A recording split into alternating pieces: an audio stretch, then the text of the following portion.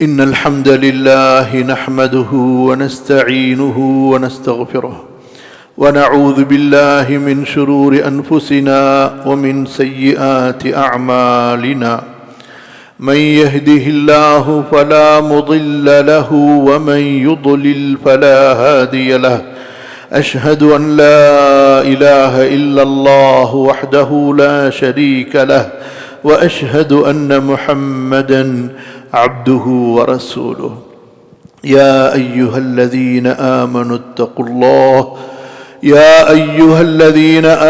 اتقوا الله حق تقاته ولا تموتن إلا وأنتم مسلمون رب زدني علما رب اشرح لي صدري ويسر لي أمري.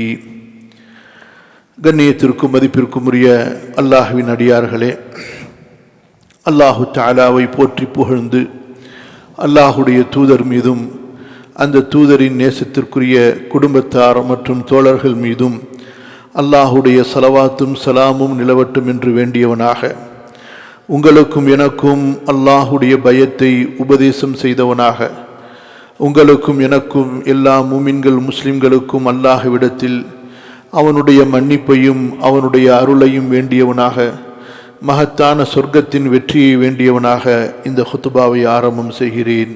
அல்லாஹ் சுப்ஹானஹு வ தஆலா நம்மை மன்னிப்பானாக, நம் மீது அருள் புரிவானாக.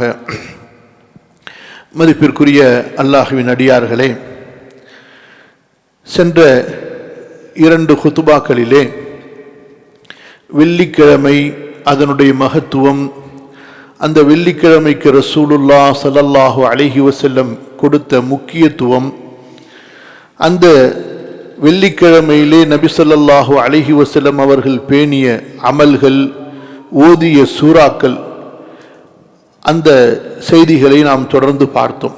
அதிலே குறிப்பாக சூரத்து சஜிதாவை அல்லாஹுடைய தூதர் ஸல்லல்லாஹு அலைஹி வஸல்லம் வெள்ளிக்கிழமை ஃபஜ்ருடைய தொழுகையிலே தொடர்ந்து ஓதக்கூடியவர்களாக இருந்தார்கள். இந்த சூரத்து சஜிதா எத்தகைய மகத்தான ஒரு செய்தியை நமக்கு தருகிறது. இந்த சூறாவை ஏன் ரசூலுல்லாஹ் ஸல்லல்லாஹு அலைஹி வஸல்லம் வெள்ளிக்கிழமையின் காலை தொழுகைக்காக தேர்ந்தெடுத்தார்கள்? இந்த சூறாவிலே என்ன செய்தி நமக்கு இருக்கிறது என்பதை நாம் பார்த்தோம். அதனுடைய தொடரைத்தான் இன்ஷா அல்லாஹ் இந்த அமர்விலும் நாம் பார்க்க இருக்கிறோம். கவனியுங்கள், அல்லாஹ் சுப்ஹானஹு வ தஆலா கூறுகிறான், أفمن كان مؤمنا كمن كان فاسقا لا يستوون أما الذين آمنوا وعملوا الصالحات فلهم جنات المأوى نزلا بما كانوا يعملون وأما الذين فسقوا فمأواهم النار كلما أرادوا أن يخرجوا منها أعيدوا فيها وقيل لهم ذوقوا عذاب النار الذي كنتم به تكذبون. இந்த சூரா முஃமினை இந்த உலக வாழ்க்கையிலிருந்து அப்படியே ஒரு பக்கம் அவனுடைய பிறப்புக்கு முன் எப்படி இருந்தான் என்பதை அவனுக்கு உணர்த்தி, மரணத்தை நினைவூட்டி, பிறகு அப்படியே அவனை மறுமைக்கு கொண்டு போய் நிறுத்திவிடுகிறது. சகோதரர்களே, இந்த மறுமையை நினைவூட்டுதல், ஆகிரத்தை நினைத்து வாழுதல், சொர்க்க நரகத்தை நினைத்து வாழுதல், சொர்க்கத்தை ஆசைப்பட்டு நரகத்தை பயந்து, சொர்க்கத்தை ஆசைப்பட்டு நரகத்தை பயந்து, விசாரணை நாளை பயந்து வாழுதல், இதுதான் நம்முடைய இஸ்லாம் ஈமானுடைய அந்த ரூஹ், உயிர். இது எந்த அளவு நம்முடைய உள்ளங்களில் வேரூன்றுமோ, ஆழ பதியுமோ, அல்ஹம்துலில்லாஹ், அவரிடத்தில் இஸ்லாம் முழுமையாகிக் கொண்டே போகும், அவரிடத்தில் ஈமான் முழுமையாகிக் கொண்டே போகும். ஆகவே அல்லாஹுடைய தூதர் ஸல்லல்லாஹு அலைஹி வஸல்லம் முஸ்லிம்கள் கூடக்கூடிய, முக்கியத்துவம் தரக்கூடிய இந்த வெள்ளிக்கிழமையின் அதிகாலை தொழுகையிலே இந்த சூரத்து சஜிதாவை முதல் ரக்காஅத்திலே முழுமையாக ஓதினார்களே, இந்த சூரா எப்படி மனிதனை முஃமினை மறுமைக்கு கொண்டு சென்று அல்லாஹ்விற்கு முன்னால் நிறுத்தி காஃபிர்கள் வெட்கி தலைகுனியக்கூடிய கை சேதப்படக்கூடிய அந்த காட்சியை விவரித்துவிட்டு பிறகு அல்லாஹு தஆலா மக்களை பார்த்து கேட்கக்கூடிய ஒரு கேள்வியை இந்த சூரா கூறுகிறது. அது என்ன கேள்வி? அல்லாஹ் அக்பர். ரஹ்மான், நம்முடைய ரப் இருக்கிறானே, ரஹ்மான் ரஹீம், அளவற்ற அருளாளன், கருணையாளன், அதே நேரத்திலே நீதவான், தண்டிப்பதிலே கடுமையானவன். வனப்பி இபாதி அன்னி அனல் கஃபூருர் ரஹீம் வ அன்ன அஸாபி ஹுவல் அஸாபுல் அலீம். நபியே, என் அடியார்களுக்கு சொல்லி வையுங்கள். அல்லாஹ் இப்படி சொல்கிறான், நபியே என் அடியார்களுக்கு சொல்லி வையுங்கள், இந்த செய்தியை அவர்களுக்கு நினைவூட்டி வையுங்கள், நான் மகா கருணையாளன், மகா மன்னிப்பாளன், அதே நேரத்தில் என்னுடைய தண்டனை மிக கடுமையானதாக வலிமிக்கதாக இருக்கும். அல்லாஹு தஆலா அந்த அடிப்படையில் தான் இந்த இடத்திலே சொல்கிறான், அஃபமன் கான முஃமினன் கமன் கான ஃபாசிகா. என்ன இந்த வாசகத்தினுடைய அற்புதம் எப்படி தெரியுமா? அல்லாஹ் கேட்கிறான், யார் நம்பிக்கையாளராக முஃமினாக வாழ்ந்தாரோ அவர் பாவியை போன்று பாவிக்கு சமமானவராக ஆகிவிடுவாரா? முஃமினும் பாவியும் சமமாகி விடுவார்களா? அல்லாஹ்வுக்காக, ரப்புக்காக, மறுமையின் சொர்க்க வாழ்க்கைக்காக, விசாரணை நாளை பயந்து ஹராமை விட்டு விலகி மன இச்சையிலிருந்து, சரீர இச்சையிலிருந்து ஒருவன் தன்னை பாதுகாத்து தூயவனாக வாழ்ந்தானே, அவனும் மறுமையை நிராகரித்து உலகத்துக்காகவே வாழ்ந்து அல்லாஹுவை நிராகரித்து ஆகிரத்தை நம்பாமல் வாழ்ந்த ஒரு பாவியும் எப்படி சமமாவார்கள்? அஃபமன் கான முஃமினா கமன் கான ஃபாசிகா. முஃமினும் பாவியும் சமமாவார்களா? சகோதரர்களை, இங்கே என்ன கவனிக்க வேண்டும் தெரியுமா? நல்லவனும் பாவியும் சமமாவார்களா என்று அல்லாஹ் கேட்கவில்லை. அல்லாஹ் எப்படி கேட்கிறான்? முஃமினும் பாவியும் சமமாவார்களா என்று அல்லாஹ் கேட்கிறான். என்ன உணர்த்த விரும்புகிறான் அல்லாஹு தஆலா? முஃமின் நல்லவனாகவே இருக்க வேண்டும். யார் நல்லவராக இருக்கிறாரோ அவர்தான் முழுமையான முஃமின். ஈமான் என்பது அமல்களை கொண்டு கூடிக்கொண்டே இருக்கும். நாம் ஒரு அமலை செய்ய செய்ய நம்முடைய ஈமான் அதிகரித்துக் கொண்டே இருக்கும். அடியான் பாவம் செய்ய செய்ய அவனுடைய ஈமான் பலவீனப்படும், குறைந்து கொண்டே போகும். அல்லாஹ் பாதுகாப்பானாக. ஒரு சாதாரண ஒரு சூழ்நிலையில் ஒரு சிறிய பொய் ஒருவன் சொல்கிறான், சிறிய பொய் ஒன்றை சொல்கிறான், அதை சாதாரணமாக நினைத்துக் கொள்ளாதீர்கள். அதனால் அவனுடைய ஈமான் குறைகிறது, அவனுடைய ஈமான் டேமேஜ் ஆகிறது. ஒரு வாக்கு கொடுக்கிறான், அந்த வாக்கை நிறைவேற்ற தவறுகிறான், அதனால் அவனுடைய ஈமான் டேமேஜ் ஆகிறது. ஒருவருக்கு கடன் கொடுக்க வேண்டும், அதற்கு ஒரு தவணையை குறிப்பிடுகிறான், ஆனால் அந்த தவணையில் கொடுப்பதில்லை, தவணையை நீட்டி தரும்படி கேட்பதும் இல்லை. இதனால் ஈமான் டேமேஜ் ஆகிறது. இப்படி நூற்றுக்கணக்கான பாவங்கள் அன்றாட வாழ்க்கையிலே. ஏன், உங்களது தாயிடம் நீங்கள் கடுமையாக பேசும்போது கூட, உங்களது நண்பனிடத்தில் நீங்கள் கடுமையாக நடந்து கொள்ளும் போது கூட, ஒவ்வொரு வெறுக்கத்தக்க குணங்களாலும் செயல்களாலும், அல்லாஹ் தடுத்த சிறிய பெரிய பாவத்தாலும் நம்முடைய ஈமான் டேமேஜ் ஆகிக் கொண்டே போகிறது. அல்லாஹ் பாதுகாப்பானார். சகோதரர்களே, நாம் புரிய வேண்டும், ஈமான் என்பது ஏதோ ஒரு தனி சரக்கு, அதை அப்படியே கொண்டு வந்து உள்ளத்திலே வைத்துக் கொள்ளலாம் என்று நினைத்து விடாதீர்கள். ஈமான் என்பது இந்த அமல்களால், நற்குணங்களால், நல்லொழுக்கங்களால், வணக்க வழிபாடுகளால், தக்வாவால், உள்ளத்தின் நற்பண்புகளால் கூடிய ஒரு அம்சம் அது. அல்லாஹ் கேட்கிறான், அஃபமன் கான முஃமினும் ஒரு பாவியும். காஃபிரை பொறுத்தவரை அவன் குணங்களாலோ அல்லது வேறு சில செயல்களாலோ நல்லவனாக இருந்து எந்த பிரயோஜனம் இல்லை என்பதை அல்லாஹ் சொல்லி காட்டுகின்றான். ஏன், எப்பொழுது அவன் அல்லாஹுவை நிராகரித்து விட்டானோ, அல்லாஹுவை நிராகரித்து விட்டானோ, மறுமை நம்பிக்கையை அவன் கொள்ளவில்லையோ, அவன் பாவி. இன்று நாம் என்ன சொல்கிறோம்? ஒரு காபிரை பார்த்து ரொம்ப நல்லவர் என்று புகழ்கிறோம். இன்றும் சில பேர் காபிர்கள் இறந்ததற்கு ஃபாத்திஹா கூட ஓதுகிறார்கள், அவர்களுக்காக துஆ கூட செய்கிறார்கள். அல்லாஹ்வின் அடியார்களே, அல்லாஹ்வின் தூதர் ஸல்லல்லாஹு அலைஹி வஸல்லம் அவர்களின் தெளிவான எச்சரிக்கை, சொர்க்கம் ஹராமாகிவிட்டது. யார் இணை வைத்த நிலையில் இறப்பார்களோ, யார் அல்லாஹ்விற்கு இணை வைக்காத நிலையில் இறப்பார்களோ அவர்களுக்கு சொர்க்கம் கடமையாகிவிட்டது. ஆகவே எந்த ஒரு முஷ்ரிக்கிற்கும் எந்த ஒரு காஃபிருக்கும் அல்லாஹ்விடத்திலே ரஹ்மத்துடைய மறுமையின் சொர்க்கத்துடைய துஆவை செய்ய முடியாது. அல்லாஹ் சொல்லி காட்டுகின்றான், அஃபமன் கான முஃமினன் கமன் கான ஃபாஸிகா, முஃமினும் பாவியும் சமமாவார்களா? லா யஸ்தவுன், ஒருபோதும் சமமாக மாட்டார்கள். அல்லாஹ்வுக்காக வாழ்ந்தவன், மறுமைக்காக வாழ்ந்தவன், நஃப்ஸை அடக்கி வாழ்ந்தவன், இஸ்லாம் ஈமான் ஷரியத்தை முன்னிலைப்படுத்தி வாழ்ந்தவனும், அல்லாஹ்வின் சட்டங்களை புறக்கணித்தவனும், அல்லாஹ்வுடைய தீனை புறக்கணித்தவனும் எப்படி சமமாவார்கள்? சொல்லிவிட்டு அல்லாஹ் சொல்கிறான், பாருங்கள், யார் ஈமானுக்காக வாழ்ந்தார்களோ, யார் இஸ்லாமுக்காக நல்ல அமல்களுக்காக வாழ்ந்தார்களோ அவர்கள் யார் தெரியுமா? எப்படிப்பட்டவர்கள் தெரியுமா? அவர்களுக்கு என்ன வெகுமதி தெரியுமா? அல்லாஹ் சொல்கிறான், ஃபலஹும் ஜன்னாத்துல் மஅவா.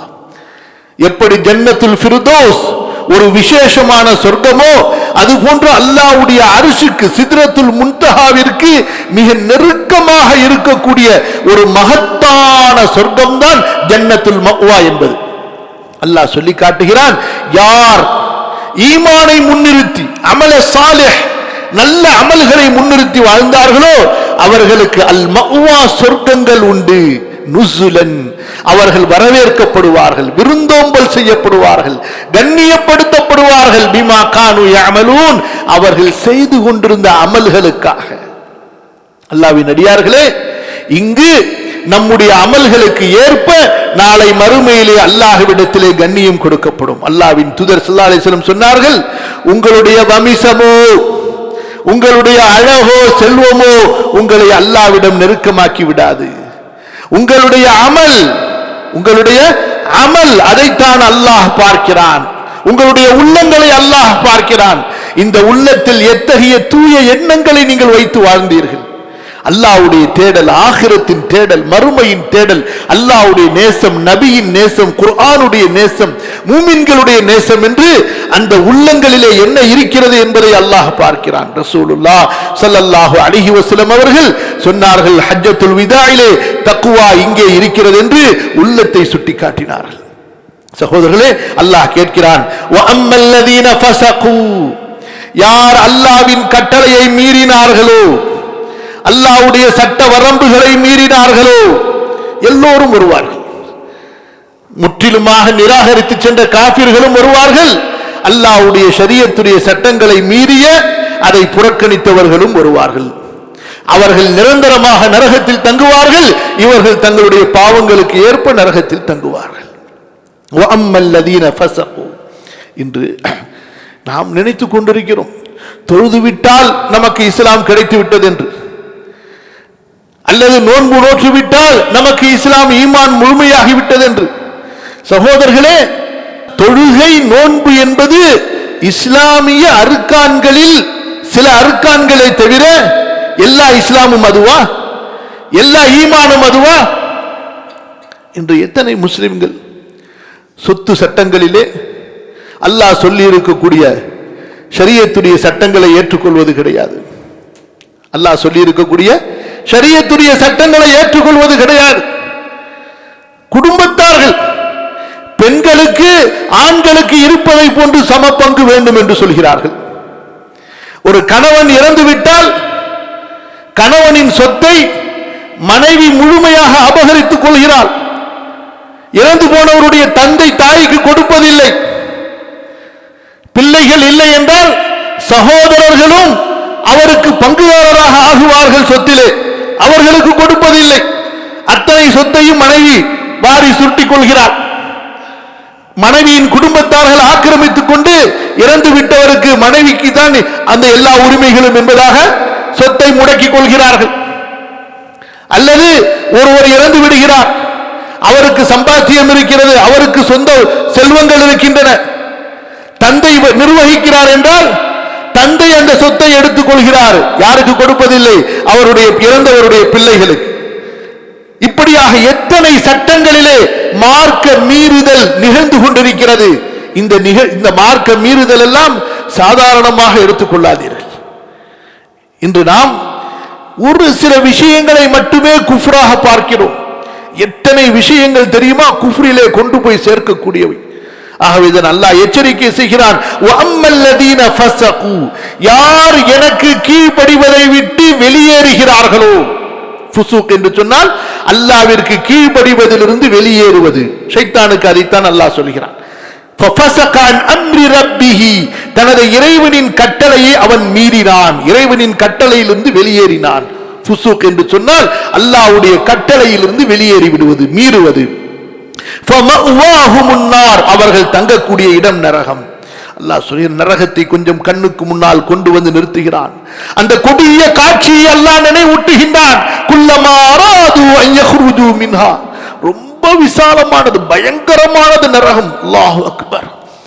யௌம நகூலு லிஜஹன்னம ஹல் இம்தலஅதி வ தகூலு ஹல் மின் மஸீத். அல்லாஹ் கேட்பான் நரகத்தை பார்த்து, இவ்வளவு படைப்பினங்களை போடப்பட்டு விட்டது உனக்குள், 1000 நபர்களில் ஒருவர் சொர்க்கத்திற்கு செல்வார், 999 பேர் நரகத்திற்கு செல்வார்கள்.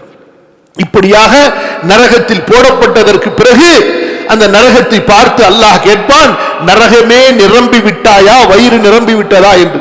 அந்த நரகம் சொல்லும், அல்லாஹ் இன்னும் யாராவது இருக்கிறார்களா என்று. அல்லாஹ்வுடைய தூதர் ஸல்லல்லாஹு அலைஹி வஸல்லம் சொன்னார்கள், அல்லாஹ் தனது பாதத்தை அதன் மீது வைத்து அழுத்துவான். அந்த நரகம் சொல்லும், கத் கத் யா ரப், இறைவா போதும் போதும் என்பதாக. சகோதரர்களே, அவ்வளவு விசாலமான பயங்கரமான ஆழமான அந்த நரகத்திலிருந்து காஃபிர்கள் தப்பித்து ஓட முயற்சிப்பார்கள். அல்லாஹ்வுடைய தூதர் ஸல்லல்லாஹு அலைஹி வஸல்லம் ஒரு முறை பயான் செய்து கொண்டிருக்கும் பொழுது ஒரு பயங்கரமான சத்தத்தை சஹாபாக்களும் செவியுறும்படி அல்லாஹ் செய்தார். கேட்டார்கள், இந்த சத்தம் என்ன தெரியுமா? இப்பொழுது கேட்ட சத்தம் எதனுடைய சத்தம் தெரியுமா? 70 ஆண்டுகளுக்கு முன்பாக நரகத்தின் விளிம்பிலிருந்து போடப்பட்ட ஒரு பாறை இப்போதுதான் அதனுடைய அடித்தளத்தை எட்டி இருக்கிறது, அதனுடைய சத்தத்தை தான் நீங்கள் கேட்கிறீர்கள் என்று. அவ்வளவு பெரிய ஆழமான விசாலமான பயங்கரமான நரகம். அல்லாஹ் சொல்கிறான், இந்த காஃபிர்கள் பாவிகள் ஓடி அடித்து கடைசியிலே அதனுடைய விளிம்புக்கு வந்து தப்பித்து விடலாம் என்று நினைக்கும் போது மீண்டும் அதனுடைய ஆழத்துக்கு கொண்டு போகப்படுவார்கள். அல்லாஹ் அக்பர். எப்படி இருக்கும் பாருங்கள். குல்லமா அராது அன் யக்ருஜு மின்ஹா, அந்த நரகத்திலிருந்து தப்பித்து ஓடலாம் என்று அவர்கள் ஓடும் பொழுது எங்கே அவர்கள் இருந்தார்களோ, அவர்களுக்கான வேதனையின் இடம் எதுவோ அங்கே திரும்பவும் கொண்டு வரப்படுவார்கள். சொல்லப்படும் அவர்களுக்கு, வக்கீல லஹும் ذوقوا عذاب النار الذي كنتم به تكذبون, எந்த நரகத்தை நம்பிக்கை கொள்ளாமல் நீங்கள் இருந்தீர்களோ, எந்த நரகத்துடைய பயம் இல்லாமல் நீங்கள் வாழ்ந்தீர்களோ, எந்த நரகத்தை நீங்கள் பொய்ப்பித்துக் கொண்டிருந்தீர்களோ அதை இப்போது சுவைத்துக் கொள்ளுங்கள், அனுபவித்துக் கொள்ளுங்கள். அல்லாஹ் சொல்கிறான், இந்த காஃபிர்களுக்கு நரகத்தின் தண்டனை மட்டுமல்ல, வலனுதீகன்னஹும் மினல் அஸாபில் அத்னா தூனல் அஸாபில் அக்பர் லஅல்லஹும் யர்ஜிஊன், இந்த உலகத்திலும் அவர்களுக்கு நாம் தண்டனையை சுவைக்கச் செய்வோம், அவர்கள் திருந்துவதற்காக, அல்லாஹ்வுடைய மார்க்கத்தின் பக்கம் ஈமானின் பக்கம் திரும்புவதற்காக பெரிய தண்டனைக்கு முன்பாக சிறிய தண்டனையையும் நாம் சுவைக்க செய்வோம் என்று. அல்லாஹ்வின் அடியார்களே, இன்று மக்கள் பேசுகிறார்கள் இயற்கை சீற்றம் என்று, பேராபத்து, பேரிடர், இயற்கை பேரிடர் என்று. எல்லாம் அல்லாஹ்வுடைய கட்டளையை கொண்டு, படைத்தவனின் உத்தரவை கொண்டு நிகழ்கின்றனவே தவிர எந்த ஒரு படைப்புக்கும் அல்லாஹ்வுடைய உத்தரவு இல்லாமல் இயங்குவதற்கு எந்த சக்தியும் இல்லை. மழையாக இருக்கட்டும், காற்றாக இருக்கட்டும், வெயிலாக இருக்கட்டும், குளிராக இருக்கட்டும், பூமியின் பூகம்பமாக எதுவாக இருந்தாலும் சரி, அல்லாஹ்வுடைய கட்டளையை கொண்டு, அல்லாஹ்வுடைய உத்தரவை கொண்டு அது செயல்படுகிறது. அல்லாஹ் சுப்ஹானஹு வ தஆலா இத்தகைய தண்டனைகள் மூலமாக உணர்த்துகின்றான். அல்லாஹு தஆலா அடுத்து கேட்கிறான், இவ்வளவு தெளிவான உபதேசங்கள் உங்களுக்கு சொல்லப்படும் பொழுது, வமன் அவ்லமு மிம்மன் ذுக்கிர அன் ஆயாத்தி ரப்பிஹி ثم அஅரத அன்ஹா, அல்லாஹ்வுடைய வேத வசனங்களை கொண்டு, தனது ரப்புடைய அத்தாட்சிகளை கொண்டு உபதேசம் செய்யப்பட்டதற்கு பிறகும் அதை கேட்காமல், செவிமெடுக்காமல், அதற்கு கீழ்ப்படியாமல் புறக்கணித்து பயணித்து செல்பவனை விட மிகப்பெரிய அநியாயக்காரன் யார் இருக்க முடியும்? அல்லாஹ் சொல்கிறான், மனிதனே நீ என்ன செய்து விடுவாய்? பலருக்கு திமிரு அதிகமாகி விடுகிறது. ஆட்சியினால் திமிரு, அதிகாரத்தால் திமிரு, செல்வத்தால் திமிரு. 4 பேர் தன்னை சூழ்ந்து கொண்டால், 4 பேர் தனக்கு பின்னால் வந்து விட்டால், தன்னை பார்த்து 4 பேர் மரியாதை செய்து விட்டால் மனிதனுக்கு ஆணவம், கர்வம், தலைகணம் கூடிவிடுகிறது. குற்றவாளியாக, பெருமை பிடித்தவனாக நடமாடுகிறான். எளியவர்கள் மீது அநியாயம், அல்லாஹ்வுடைய ஹக்குகளை நிறைவேற்றுவதில்லை, என்னை யார் கேட்க முடியும் என்பதாக இருமாப்பு. அல்லாஹ் தஆலா சொல்லி காட்டுக, எங்கே போய் விடுவாய்? இன்னா மினல் முஜ்ரிமீன முன்தகிமூன். குற்றவாளிகளிடத்திலே பழி வாங்குவதற்கு நாம் இருக்கிறோம். பலவீனமானவர்கள், அநீதி இழைக்கப்பட்டவர்கள், உரிமைகளை பறிகொடுத்தவர்கள், பாதிக்கப்பட்டவர்கள், நீங்கள் ஆதரவு அடையுங்கள். உங்களுக்காக பழி தீர்ப்பதற்காக அல்லாஹ் இருக்கிறான். இன்று பழி வாங்குவான், இல்லை என்றால் நாளை அல்லாஹ்வுடைய அந்த சன்னிதானத்திலே மிகப்பெரிய பழி வாங்குதல் இருக்கும். அவர்களுடைய நன்மைகள் எல்லாம் உங்களுக்கு கொடுக்கப்படும், உங்களுடைய பாவங்கள் எல்லாம் அவர்களது தலை மீது சுமத்தப்படும். கேவலப்பட்டவர்களாக நரகத்தில் வீசப்படுவார்கள். அல்லாஹ்வின் அடியார்களே, அல்லாஹ் நமக்கு செல்வத்தை கொடுப்பது, ஆட்சியை கொடுப்பது, அதிகாரத்தை கொடுப்பது, சமூக அந்தஸ்தை கொடுப்பது நாம் பெருமை அடிப்பதற்காக அல்ல, ஆணவம் கொள்வதற்காக அல்ல, நினைத்ததை செய்வதற்காக அல்ல, அடக்குவதற்காக அல்ல, பிறரின் உரிமைகளை பறிப்பதற்காக அல்ல, அல்லாஹ்வின் அடியார்களுக்கு சேவை செய்வதற்காக, அல்லாஹ்வின் அடியார்களுக்கு நன்மைகளை சேர்ப்பிப்பதற்காக அல்லாஹ் தஆலா இதை நமக்கு கொடுத்து கௌரவப்படுத்துகின்றானே தவிர நாம் பெருமை அடிப்பதற்காக அல்ல. அல்லாஹ் சொல்லி காட்டுகிறான், யார் குற்றவாளிகளாக திரிகிறார்களோ, அல்லாஹ்வுடைய மார்க்கத்திற்கு குற்றவாளிகளாக இருக்கட்டும் அல்லது அல்லாஹ்வின் அடியார்களின் ஹக்கின் விஷயத்திலே குற்றம் செய்திருக்கட்டும், அத்தகைய குற்றவாளிகளிடத்திலே நாம் பழி வாங்குவோம். அதற்கு பிறகு அல்லாஹ் சுப்ஹானஹு வ தஆலா அப்படியே நம்முடைய தூதர் ஸல்லல்லாஹு அலைஹி வஸல்லம் அவர்களை மிஅராஜுடைய பயணத்துக்கு அழைத்து செல்கின்றான். அல்லாஹ்வுடைய தூதர் ஸல்லல்லாஹு அலைஹி வஸல்லம் மிஅராஜுடைய பயணத்திலே மூசா அலைஹிஸ்ஸலாம் அவர்களை சந்தித்தார்கள். நபியே, நீங்கள் மூசாவை சந்திப்பீர்கள். அதற்கு பிறகு அல்லாஹ் சொல்கிறான், நீங்கள் மூசாவை சந்தித்ததிலே சந்தேகப்படாதீர்கள், நீங்கள் வானத்திலே மூசாவை தான் சந்தித்தீர்கள். அல்லாஹ் அக்பர். அல்லாஹ் சொல்கிறான், وَلَقَدْ آتَيْنَا مُوسَى الْكِتَابَ فَلَا تَكُنْ فِي مِرْيَةٍ مِّن لِقَائِهِ. அல்லாஹ் நாடினால் எதை வேண்டுமானாலும் நிகழ்த்தி காட்டுவான். அல்லாஹ்வுடைய தூதர் ஸல்லல்லாஹு அலைஹி வஸல்லம் அவர்களுக்கு நபிமார்களை அல்லாஹ் தஆலா சந்திக்க வைத்தான். இந்த நபிமார்கள் எப்படி உலகத்தில் வாழ்ந்தார்களோ அதே நிலையில் அந்த நபிமார்களை அல்லாஹ் தஆலா சந்திக்க வைத்தான். மிஅராஜுடைய சம்பவத்திற்கு முன்பும் வானத்திலும் அல்லாஹ் தஆலா பல நபிமார்களை சந்திக்க வைத்தான். அதில் குறிப்பாக மூசா நபியை அல்லாஹ் சொல்லி காட்டுகின்றான், மூசா நபியை சந்தித்ததிலே நீங்கள் சந்தேகப்படாதீர்கள், அவரைத்தான் நீங்கள் சந்தித்தீர்கள், அவரிடத்தில் தான் நீங்கள் யதார்த்தமாக நேரடியாக பேசினீர்கள். ஃபலா தகுன் ஃபீ மிர்யத்தின் மின் லிகாஇஹி. சகோதரர்களே, ஏன் அல்லாஹ் சுப்ஹானஹு வ தஆலா விசேஷமாக மூசா நபியை சொல்லி காட்டுகிறான்? இப்ராஹிம் நபியும் அவர்கள் சந்தித்தார்கள், இன்னும் பல நபிமார்களையும் அல்லாஹ் அவர்கள் சந்தித்தார்கள். சகோதரர்களே, இந்த இஸ்ரவேலர்களுக்கும் நமக்கும் இடையில் இருக்கக்கூடிய பிரச்சனை இருக்கிறது, இது தீராத பிரச்சனை.